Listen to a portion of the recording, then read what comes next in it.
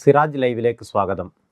വർഗീയ വിദ്വേഷ പ്രചാരണങ്ങൾക്ക് കുപ്രസിദ്ധിയാർജിച്ച BJP നേതാവ് PC ജോർജിൻ്റെ മുൻകൂർ ജാമ്യാപേക്ഷയിൽ കോട്ടയം സെഷൻസ് കോടതി നാളെ വിധി പറയാനിരിക്കുകയാണ്. ജോർജിന് ഗുരുതരമായ ആരോഗ്യ പ്രശ്നങ്ങളുണ്ട് എന്നും ആൻജിയോഗ്രാം ഉൾപ്പെടെയുള്ള ചികിത്സകളിലേക്ക് പ്രവേശിക്കേണ്ടതുണ്ട് എന്നുമാണ് ജോർജിൻ്റെ അഭിഭാഷകൻ കോടതിയിൽ വാദിച്ചത്. പ്രോസിക്യൂട്ടർ വളരെ ശക്തമായി തന്നെ മുൻകൂർ ജാമ്യാപേക്ഷയെ നിഷേധിക്കുകയും എതിർക്കുകയും ചെയ്തിട്ടുണ്ട്. നിരന്തരമായി വർഗീയ വിദ്വേഷ പ്രചാരണങ്ങൾ നടത്തിക്കൊണ്ടിരിക്കുന്ന PC ജോർജിന് ജാമ്യം അനുവദിക്കുന്നത് തെറ്റായ സന്ദേശം നൽകുമെന്നാണ് പ്രോസിക്യൂട്ടർ കോടതിയിൽ വാദിച്ചിട്ടുള്ളത്. ഇനി ജോർജിൻ്റെ വിധി തീരുമാനിക്കുന്നത് കോടതിയാണ്. പക്ഷേ ജോർജുമാർ എങ്ങനെയാണ് കേരളത്തിൽ പെരുകി വരുന്നത് എന്ന കാര്യം ഗൗരവത്തോടുകൂടി ആലോചിക്കേണ്ടതാണ്. എന്താണ് ജോർജിനെ അറസ്റ്റ് ചെയ്യുന്നതിലേക്ക് നിമിത്തമായ കേസ് എന്ന് നമുക്ക് പരിശോധിക്കാം. കഴിഞ്ഞ മാസം ഒരു ചാനൽ ചർച്ചയിൽ BJPയുടെ സംഘപരിവാറിൻ്റെ നേതൃത്വത്തിലുള്ള ഒരു ചാനൽ ചർച്ചയിൽ PC ജോർജ് നടത്തിയ വർഗീയ വിദ്വേഷ പ്രചാരണമാണ് അദ്ദേഹത്തിനെതിരായ നിയമ നടപടികൾക്ക് കാരണമായി തീർന്നിട്ടുള്ളത്. ആ പ്രസ്താവന, ആ പരാമർശങ്ങൾ നമുക്കൊന്ന് കേൾക്കാം. ഈ കേരളത്തിലെ അല്ലെങ്കിൽ ഇന്ത്യയിലെ മുസ്ലിമാണോ അവൻ വർഗീയവാദിയാണ്? വർഗീയവാദിയല്ലാത്ത ഒരു മുസ്ലിമിൻ ലോകത്ത് ഇന്ത്യ മഹാരാജ്യം ജീവിച്ചിരിപ്പില്ല. ക്രിസ്ത്യാനികളെയും ഹിന്ദുക്കളെയും കൊന്നൊടുക്കിയത് ഉമ്മാര് മുസ്ലിം രാഷ്ട്രം ഉണ്ടാക്കാൻ വേണ്ടി തുണിവെക്കി വെക്കുക, ഉടനെ വെട്ടുക. മനസ്സിലായില്ലേ? വൃത്തികെട്ടവന്മാര്, രാജ്യത്തെ കൊള്ളയടിക്കുന്നവന്മാർ, ഇത് വർഗീയ കോമരങ്ങളാണ് ഇവന്മാർ. ഈ തെണ്ടികൾ പോകാൻ പാടില്ലായിരുന്നോ പാകിസ്ഥാനിലേക്ക്? എന്തിനു കിടക്കുന്നു? ഇന്ത്യ എന്ന് പറയുന്ന രാജ്യത്ത് കിടന്നുകൊണ്ട് ഇന്ത്യക്ക് എതിരായിട്ട് വർത്താനം പറയുക. ഇവരൊക്കെ പോ, പാകിസ്ഥാൻ ഉണ്ടാക്കിയല്ലോ, പൊക്കോ, പോകുന്നില്ലല്ലോ. പിന്നെ വർത്താനം പറയുന്നത് ഞാൻ ഇങ്ങനെയൊക്കെ പച്ചയ്ക്ക് വർത്താനം പറയുന്നത് കുളിച്ചു കച്ചവടമൊന്നും എനിക്കില്ല. ഞാൻ ശരിയായിട്ട് ജീവിക്കുന്നവരാ, സത്യം പറയും. ഞാൻ ആരും തിന്നാനൊന്നുമില്ല. ഞാൻ തിന്ന പേടിപ്പിക്കാൻ പറയണ്ട. ഞാൻ പച്ചയ്ക്ക് കാര്യം പറയുന്നവരാ. അതുകൊണ്ട് പറയുക, നീ അത് പോളേ, എല്ലാം പോളേ, പാകിസ്ഥാനിലേക്ക് പോളേ, എളുപ്പമുണ്ടല്ലോ. എന്തിനു കിടന്ന് ഞങ്ങളെ ഉദ്ധരിക്കുന്നു? ഞങ്ങൾ ഇവിടെ ജീവിക്കട്ടെ. അതാ എനിക്ക് പറയാനുള്ളത്. PC ജോർജ് ഇമ്മട്ടിലുള്ള പ്രസ്താവനകൾ നടത്തുന്നത് ആദ്യമായല്ല. മുമ്പും ഇത്തരത്തിലുള്ള ഗുരുതരമായ സാമൂഹിക പ്രത്യാഘാതങ്ങൾ ഉണ്ടാക്കുന്ന, മതസമൂഹങ്ങൾക്കിടയിൽ വർഗീയമായി വിഭജനമുണ്ടാക്കുന്ന പ്രസ്താവനകളും പ്രതികരണങ്ങളുമൊക്കെ പലപ്പോഴായി നടത്തി കുപ്രസിദ്ധിയാർജിച്ച നേതാവാണ് PC ജോർജ്. ഒരു കാലത്ത് ഈരാറ്റുപേട്ടയിലെയും പൂഞ്ഞാറിലെയും മുസ്ലിം ജനവിഭാഗവുമായി വളരെ സൗഹൃദത്തിൽ കഴിഞ്ഞ PC ജോർജ് പിന്നീട് തിരഞ്ഞെടുപ്പിലുണ്ടായ തിരിച്ചടിയെ തുടർന്നാണ് കടുത്ത മുസ്ലിം വിദ്വേഷ പ്രചാരണങ്ങളിലേക്ക് ചുവടുമാറുകയും BJPയുടെ നേതാവായി തീരുകയും ചെയ്യുന്നത്. BJP ഇന്ത്യ ഭരിക്കുന്ന രാഷ്ട്രീയ പാർട്ടിയാണ്. ആ പാർട്ടി നൽകുന്ന പ്രിവിലേജാണ് ഇത്തരം വർഗീയ വിദ്വേഷ പ്രചാരണങ്ങൾക്ക് PC ജോർജിന് പിൻബലമാകുന്നത് എന്നൊരു നിരീക്ഷണവും അന്തരീക്ഷത്തിലുണ്ട്.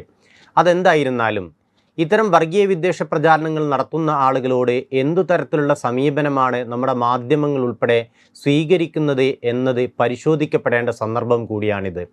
എന്തുകൊണ്ടാണ് PC ജോർജുമാർ നമ്മുടെ മാധ്യമങ്ങളിലെ, വിശിഷ്യ ചാനലുകളിലെ നിത്യവാർത്തകളോ അല്ലെങ്കിൽ വാർത്താ ചർച്ചകളിലെ പ്രധാനപ്പെട്ട പ്രതിനിധികളോ ആയിത്തീരുന്നത്?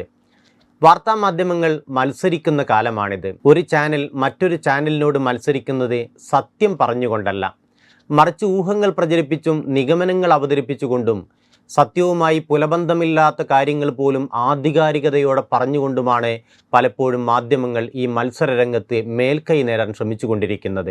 നമ്മുടെ പ്രധാനപ്പെട്ട ചാനലുകളിലെ അവതാരകർ പോലും എത്ര വിദഗ്ധമായാണ് കള്ളങ്ങൾ അവതരിപ്പിക്കാറുള്ളത് എന്നറിയണമെങ്കിൽ കേരളത്തിലെ പ്രമുഖമായ ചില ചാനലുകളിലെ അന്തിച്ചർച്ചകൾ മാത്രം ശ്രദ്ധിച്ചാൽ മതിയാകും. ഒട്ടും ശരിയല്ല എന്നറിഞ്ഞുകൊണ്ട് തന്നെ ഏതെങ്കിലും ഒരു പാർട്ടിയോട് അല്ലെങ്കിൽ ഏതെങ്കിലും ഒരു സർക്കാരിനോടുള്ള വൈരനിര്യാതന ബുദ്ധിയുടെ പേരിൽ ഏത് അധമ വാർത്തയെയും സത്യമെന്ന രീതിയിൽ അവതരിപ്പിക്കുകയും അത് ജനങ്ങൾക്കിടയിൽ സ്വീകരിക്കുന്നതിന് വേണ്ടി, ജനങ്ങൾക്കിടയിൽ അതിന് സ്വീകാര്യത ഉണ്ടാക്കിയെടുക്കുന്നതിന് വേണ്ടി കൃത്രിമമായി പടച്ചുണ്ടാക്കിയ തെളിവുകൾ അവതരിപ്പിക്കുകയും ചെയ്ത എത്രയോ സന്ദർഭങ്ങൾ നമ്മുടെ മുമ്പിലുണ്ട്. പക്ഷേ എന്നിട്ടും എന്തുകൊണ്ടാണ് മാധ്യമങ്ങൾ തിരുത്താൻ തയ്യാറാകാത്തത്? ഇതേപോലൊരു ചാനലിൽ വിളിച്ചിരുത്തി PC ജോർജിനെ കൊണ്ട് വർഗീയ വിദ്വേഷ പ്രചാരണം നടത്തിക്കുന്ന സമയത്ത് ആ പ്രചാരണത്തിന് കാരണക്കാരനായ അതിൻ്റെ അവതാരകനോ അല്ലെങ്കിൽ അതുമായി ബന്ധപ്പെട്ട ആളുകൾക്കോ എതിരെ എന്തുകൊണ്ടാണ് ഒരു കേസ് പോലും രജിസ്റ്റർ ചെയ്യപ്പെടാത്തത് എന്ന കാര്യവും ഗൗരവത്തോടെ ആലോചിക്കേണ്ടതാണ്. യഥാർത്ഥത്തിൽ PC ജോർജ് മാത്രമല്ല, PC ജോർജിനെ പോലുള്ള വർഗീയ വിദ്വേഷ പ്രചാരണങ്ങൾ നടത്തുന്ന ആളുകളെ പ്രോത്സാഹിപ്പിച്ചുകൊണ്ടിരിക്കുന്ന ചാനൽ ഉടമകളും ചാനലിൻ്റെ അവതാരകരുമൊക്കെയും ഇത്തരം സംഭവങ്ങളിൽ കൂട്ടുപ്രതികളാണ്. അവരെ കൂടി നിയമത്തിന് മുമ്പിലേക്ക് കൊണ്ടുവരുമ്പോൾ മാത്രമേ ഇത്തരം തെറ്റായ പ്രവണതകൾക്ക് പൂർണ്ണമായി അറുതി വരുത്താൻ കഴിയുകയുള്ളൂ. PC ജോർജ് ആ ചാനലിൽ പറഞ്ഞൊരു കാര്യം, മുസ്ലിങ്ങളാകെയും തീവ്രവാദികളും രാജ്യദ്രോഹികളും പാകിസ്ഥാനോട് കൂറുള്ളവരും മറ്റു മതസ്ഥരെ ആക്രമിക്കുകയും ചെയ്യുന്ന ആളുകളാണ് എന്നൊക്കെയാണ്. ഇത് PC ജോർജിൻ്റെ ആദ്യത്തെ പരാമർശമല്ല. ഇതിനു മുമ്പ് ഇതേ ചാനലിൽ മറ്റൊരു സന്ദർഭത്തിൽ ഇതേ വിഷയങ്ങൾ PC ജോർജ് പറഞ്ഞതും നമുക്ക് കേൾക്കാവുന്നതാണ്. ഇവിടെ ഹിന്ദുവോ ക്രിസ്ത്യാനിയോ ഒന്ന് ആലോചിക്കണം. ഈ ഇന്ത്യ രാജ്യത്തെ മുസ്ലിങ്ങൾ എന്ന് പറയുന്നത് വിദേശികളല്ലേ? ഇവന്മാരെല്ലാം ഇവിടെ വന്ന് കൂടുതലല്ലേ? ഇപ്പനെ പോലെ കുറെ കള്ളക്കാർ വന്ന് കുറെ എണ്ണം കുറെ പാവപ്പെട്ട ഹിന്ദുക്കളും ക്രിസ്ത്യാനികളെയും ബലമായിട്ട് പിടിച്ച് മുസ്ലിം ആക്കിയിട്ടുണ്ട്. ബാക്കി മുഴുവൻ പേർഷ്യന്ന് കുടിയേറിയവന്മാരാ. ഏതാ ഇവിടെ ക്രിസ്ത്യാനി അതല്ല. ക്രിസ്ത്യാനി ഇവിടുത്തെ ഹിന്ദുക്കൾ കൺവെർട്ട് ചെയ്ത് പോയിട്ടുള്ളവരാ. ഇത് രണ്ടും തുല്യമാകുന്നത് എങ്ങനെ? നമ്മുടെ രാജ്യം എല്ലാ മതവിഭാഗങ്ങൾക്കും ജീവിക്കാൻ അനുവാദമുള്ള, എല്ലാ മതവിശ്വാസങ്ങളും പ്രചരിപ്പിക്കാൻ ഭരണഘടനാദത്തമായ സ്വാതന്ത്ര്യവും അവകാശവും വകവെച്ച് നൽകിയിട്ടുള്ള ഭരണഘടനയുള്ള രാജ്യമാണ്. ഇന്ത്യയിൽ ഹിന്ദുക്കളുണ്ട്, മുസ്ലിങ്ങളുണ്ട്, ക്രൈസ്തവരുണ്ട്, സിഖുകാരുണ്ട്, ബുദ്ധമതക്കാരുണ്ട്, ജൈന മതക്കാരുണ്ട്. ഒരു മതത്തിലും വിശ്വസിക്കാത്ത ആളുകളും നമ്മുടെ രാജ്യത്തുണ്ട്. ഈ എല്ലാ വിഭാഗം ആളുകൾക്കും ജീവിക്കാൻ കഴിയുന്ന അന്തരീക്ഷം രാഷ്ട്രീയമായ അവകാശങ്ങൾ ഉൾപ്പെടെ, രാഷ്ട്രീയമായ അധികാരങ്ങൾ ഉൾപ്പെടെ തുല്യമാണ് എന്നും നമുക്കറിയാവുന്നതാണ്. പക്ഷേ കഴിഞ്ഞ കുറേ കാലങ്ങളായി മുസ്ലിങ്ങളെ ലാക്കാക്കിക്കൊണ്ട് മുസ്ലിം ജനവിഭാഗങ്ങളെ ടാർഗറ്റ് ചെയ്തുകൊണ്ടുള്ള അതിഗുരുതരമായ വിദ്വേഷ പ്രചാരണങ്ങൾ ദേശീയ തലത്തിലും സംസ്ഥാന തലത്തിലുമൊക്കെ നടന്നുകൊണ്ടിരിക്കുന്നുണ്ട്. PC ജോർജിനെ നമ്മൾ സവിശേഷമായി കേരളത്തിൽ ചർച്ച ചെയ്യുമ്പോൾ കഴിഞ്ഞ കുറേ കാലങ്ങളായി ഇന്ത്യയിൽ വിവിധ സംസ്ഥാനങ്ങളിൽ നടന്ന തിരഞ്ഞെടുപ്പുകളിലും പാർലമെൻറ്റിലേക്ക് തന്നെയും നടന്ന തിരഞ്ഞെടുപ്പുകളിലും BJPയുടെയും RSSൻ്റെയും ഒക്കെ നേതാക്കൾ എങ്ങനെയാണ് പ്രസംഗിച്ചത് എന്ന്, എന്തെല്ലാം വിദ്വേഷ പരാമർശങ്ങളാണ് നടത്തിയിട്ടുള്ളത് എന്ന് നമുക്ക് വർത്തമാന പത്രങ്ങളിലൂടെ കടന്നുപോയാൽ മനസ്സിലാക്കാൻ കഴിയുന്നതാണ്.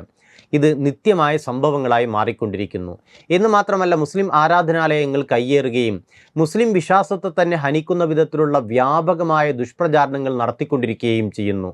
4 വോട്ടിന് വേണ്ടി മുസ്ലിങ്ങളെ അപഹസിച്ചാൽ മതിയെന്ന്, മുസ്ലിങ്ങൾക്കെതിരെ വർഗീയ വിദ്വേഷമുള്ള പ്രചാരണങ്ങൾ നടത്തിയാൽ മതിയെന്ന് മനസ്സിലാക്കി വെച്ച നേതാക്കൾ പോലും ഉണ്ട് എന്നത് മറക്കാൻ കഴിയില്ല.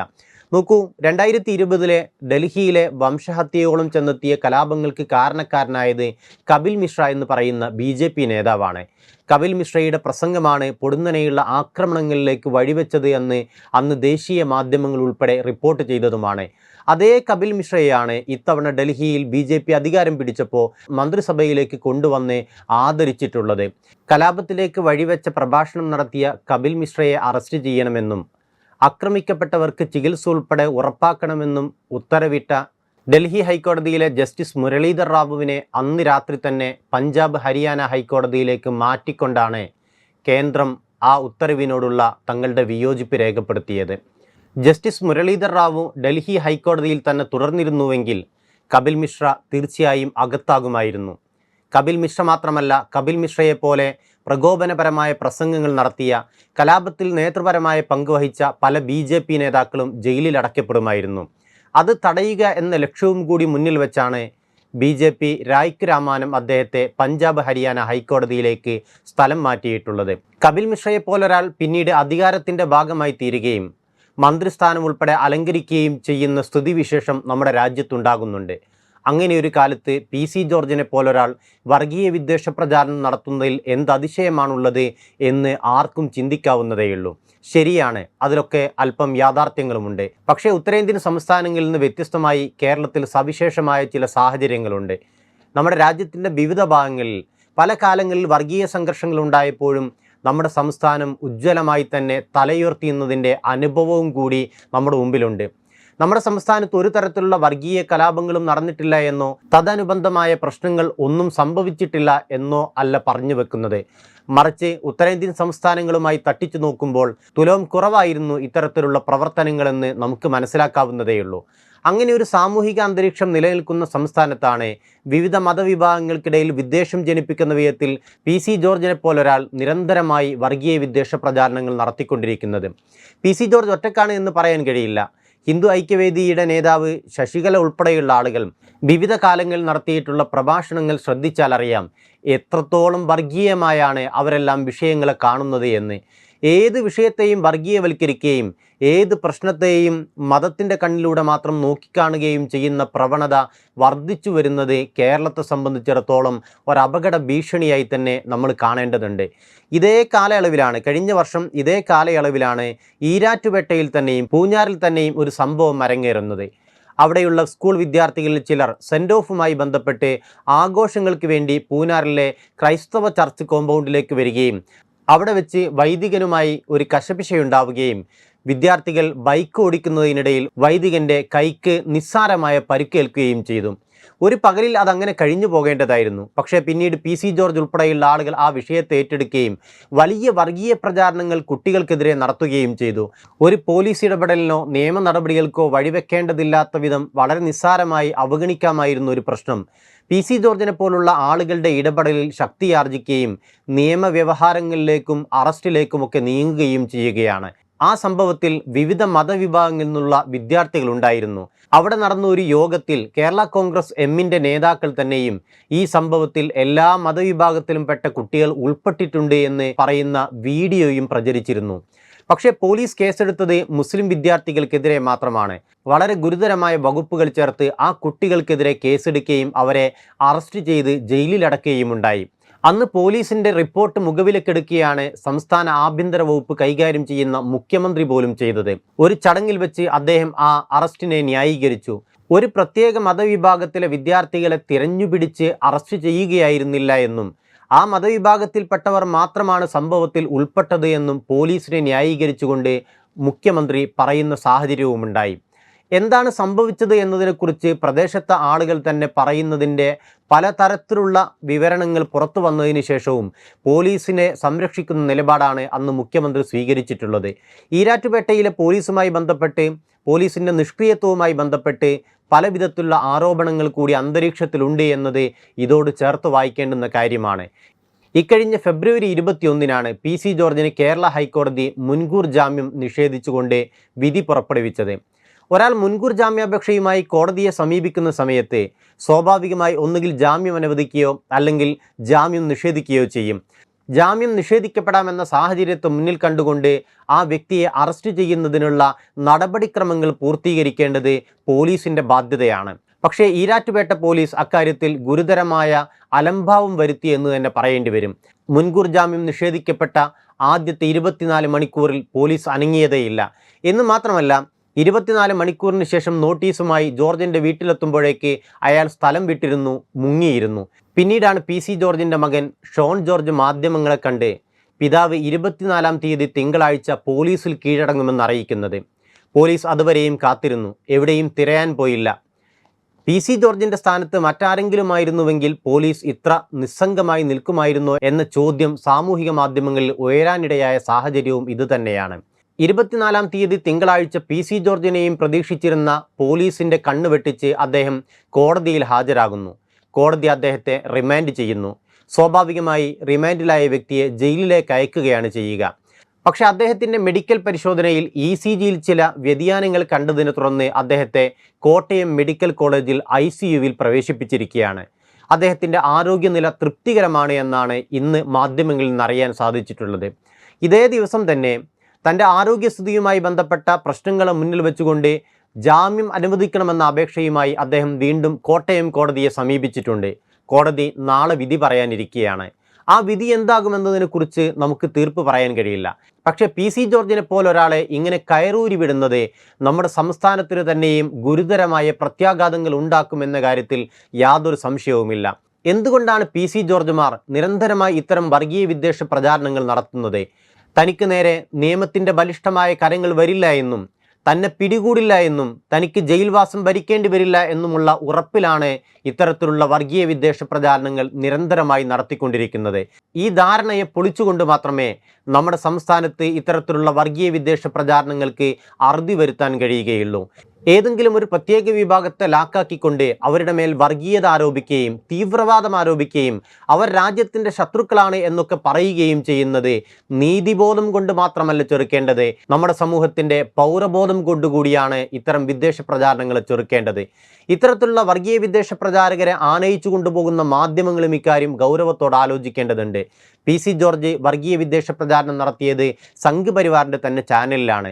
സംഘ് പരിവാർ രാജ്യത്ത് എന്താണ് നടത്തിക്കൊണ്ടിരിക്കുന്നത് എന്നറിയുന്ന ആളുകളെ സംബന്ധിച്ചിടത്തോളം അവരുടെ ചാനലുകളാവട്ടെ പത്രങ്ങളാവട്ടെ ഏതു തരത്തിലുള്ള പ്രചാരണങ്ങൾക്കാണ് അവസരം നൽകുക എന്നതിനെക്കുറിച്ച് പ്രത്യേകമായ സംശയങ്ങൾ ഉണ്ടാകേണ്ടതില്ല. പക്ഷേ കേരളത്തിന് പ്രൗഢമായൊരു ജനാധിപത്യ മതനിരപേക്ഷ പാരമ്പര്യമുണ്ട്. ആ പാരമ്പര്യത്തിൻ്റെ കടക്കൽ കത്തിവെക്കുന്ന പ്രവൃത്തിയാണ് PC ജോർജിനെ പോലുള്ള ആളുകൾ നടത്തിക്കൊണ്ടിരിക്കുന്നത്.